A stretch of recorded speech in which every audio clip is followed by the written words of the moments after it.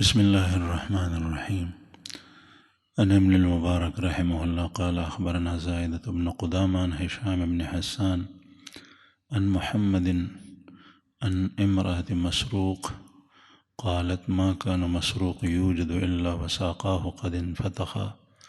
قد انفخت من طول الصلاة. قالت والله إن كنت لأجلس خلفه فأبكي رحمة الله.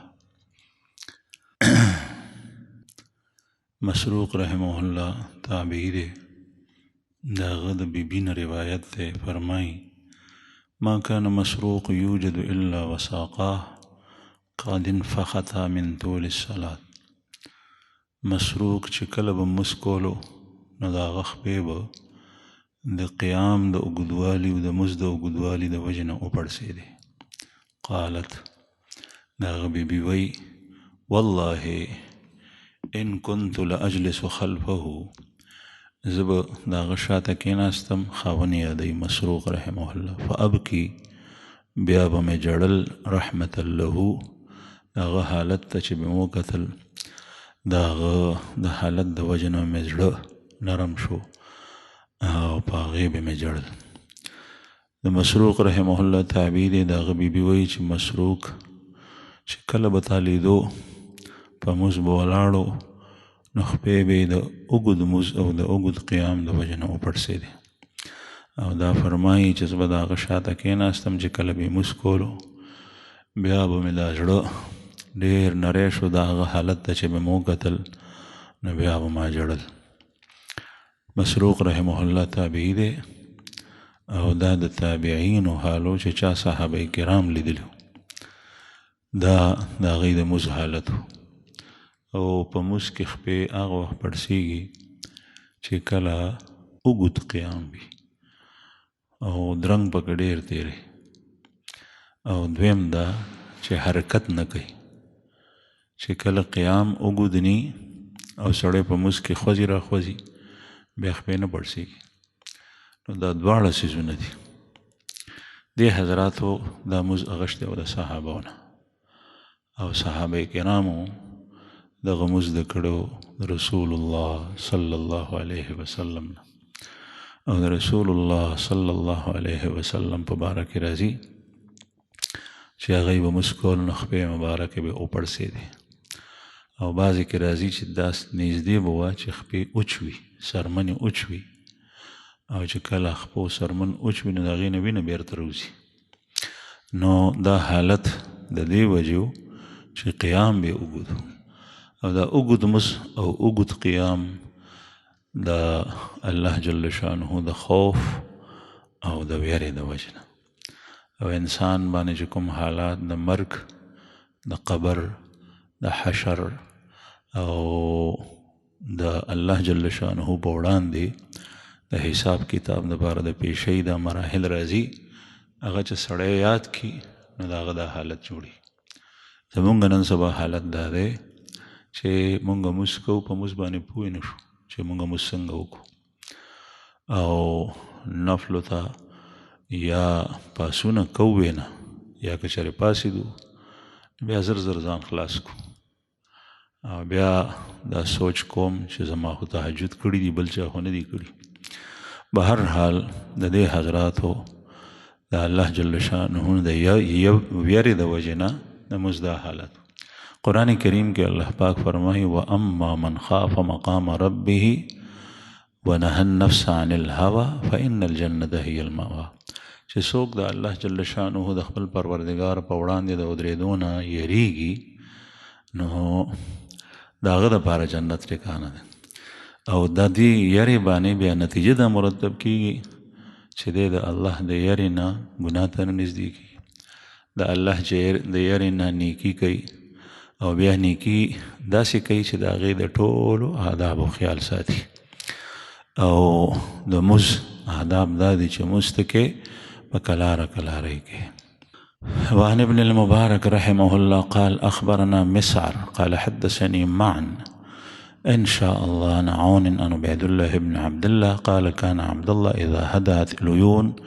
قام فسمعت له دبيا كدبي النحل حتى يصبح. عبید الله ابن عبدالله روایت کوي د عبدالله ابن عمر صاحب نه قال كان عبد الله ابن عمر صاحب چې و اذا هدعت العيون چې کله به د خلکو سترګې ولګېدې یعنې قلاره شومه به شوه او خلک به اوده شول او د خلکو د ګرځېدو د خبرو اترو د کار کولو آوازونه به ختم شول بیا به یې څه کول قامه دی به ودرېدو فسمعت له کدویا بیا به د ده د خولې نه داسې آواز اورېدی شو کدوي نحل لکه څنګه چې مچۍ د ګبین بڼ بڼ کوي یعنی د مچو بڼار چې څنګه وي دغسې به الله جل شانه سره لګیا و په راز و نیاز کې حتی یصبح تر سحره پورې دلته دې سند کې عبدالله راغلی دی او عبدالله صحابي چې کله راشي مخکې هم ذکر شوي د هغې نه مراد عبدالله ابن مسعود رضی الله عنه لیکن دلته عبدالله ابن عمر صاحب مراد دی چې کله به سترګې ولګېدې د خلکو دې حضراتو به داسې موقع کته چې دغه وخت کې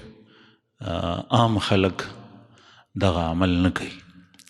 بعضې حضراتو به د خانه کعبې طواف چې کولو نو داسې وخت کې به یې کولو چې هغه وخت کې به خلکو طواف نه کولو نو بیا به دې طواف ته لاړو دغسې مونځ چې به دې حضراتو کولو نو چې د خلکو کاروبار او خبرې اترې دا به بس شو نو بیا به دې ودرېدو نو دې ته یې کتل اذا هدعت العيون قام فسمعت له دویا نو زوی وی عبید الله چې ما به د خپل والد صاحب عبدالله ابن عمر چې صحابي دی د رسول الله صلی الله علیه وسلم او د امیر المؤمنین حضرت عمر ابن خطاب رضی الله عنه بچی دی د هغه به ما آواز اورېدو آواز به یې داسې و چې دوین که دوین نحل لکه مچۍ چې څنګه بړ بڼ کوي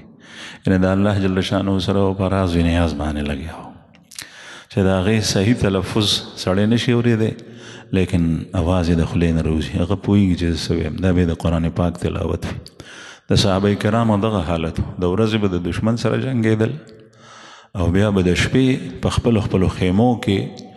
په هغه علاقه کې په دشته کې په سفر په حالت کې ولاړو نن سبا بعضې حضرات چې هغوی څه نه څه د دین کار کوي نو دی وایي چې ما خو ټول ورځ ځان ستړی کړی دی د شپې که څوک پاسي نو څوک به پاسي صحابه کرامو به ځان ستړی کول او ستړي کېدل هغوی چې سړی د میدان د جنگ کې د الله د دشمن سره د اسلام د دشمن سره جنګي په هغې کې د مرګ جوبلې خطرۍ کله کله چې کوم دی یقین وي او پکې مړم شي لیکن سره د هغې ټول عرض به جنګ و بیا به د شپې په خپلو خیمو کې ولاړو او بیا به یې دغسې آواز د خیمو نه راوتو دا عبدالله ابن عمر صاحب دی وایي چې یو ځل واقعه شوي و د هغې نه پس ما بیا د شپې پاسېدل ما نه پاتې نه شول واقعه دا وه چې ده خوب لیدلی و خوب یې ولیدو چې دوه کسان رالل او زه یې اوچت کړم زه یې په هوا کړم زه یې بوتلم یو ځای کې یو لویه غرقه کنده ده او په هغې کې اور بلیږي غټې لمبې دي زه یې د هغې کوي د هغې کندې په غاړه ودرولم هلته ما وی چې دی خو ما غورځوي سخت یارېدم په دې کې یو کس دریم رالو او دې دوو کسانو ته وایي چې دی پرېږدئ وایي زه هغوی پرېښم زه بیا واپس شوم دغه وخت کې زما سترګې پرانیستې شوې خوب نه پاڅېدم دا یې خوب لیدو نو چې سحر شو نو ما خپلې خور بیبي حضرت حفصه رضی الله عنها چې د مسلمانانو مور بیبي و د رسول الله صلی الله علیه وسلم زوجه مطهره د بیبي ده